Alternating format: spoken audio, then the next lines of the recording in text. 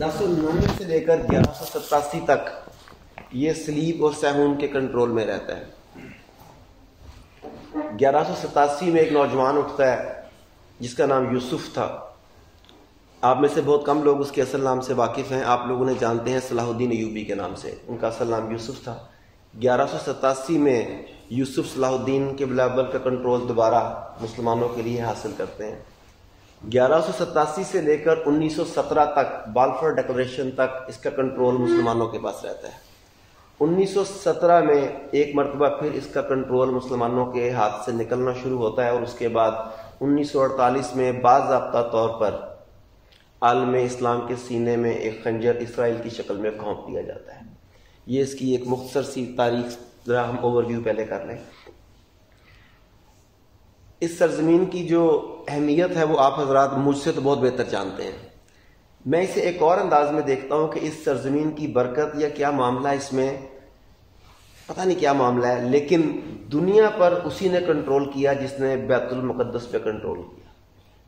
آپ ذرا تاریخ، اسی تاریخ کو جو میں نے بتایا ہے اب ریپیٹ کر کے دیکھ لیں۔ 638 سے پہلے روم کی، فارس کی، ایران کی سلطنت، بازنطینی سلطنت، اور یہ سب کا سب رومیوں کا راج کتنا عروج پر تھا، اور بیت المقدس کی خدمت کے انتظام بھی انہی کے سپورٹ تھا۔ 638 عیسوی میں جب باضابطہ طور پر اس کا کنٹرول مسلمانوں کو ملتا ہے تو جو عروج شروع ہوتا ہے وہ سیدنا معاویہ رضی اللہ تعالیٰ عنہ کے دور میں 68 لاکھ مربع میل سے بھی اوپر چلی جاتی ہے بات۔ دنیا میں ایسی سلطنت نہیں بنی۔ اگر 1099 میں اس کا کنٹرول مسلمانوں کے ہاتھ سے چلا جاتا ہے تو 1099 سے لے کر 1187 تک مسلمانوں کا جو زوال تھا وہ بھی تاریخ کا ایک حصہ ہے۔ یعنی اگر بیت المقدس ہمارے پاس نہیں ہے تو ذلت و خواری بھی ہمارے ساتھ ساتھ ہے۔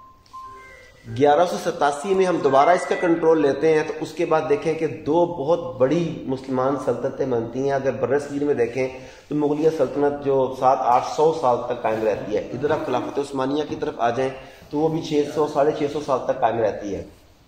یعنی بیت المقدس کا کنٹرول مسلمانوں کے پاس تھا تو دنیا کا کنٹرول بھی مسلمانوں کے پاس تھا۔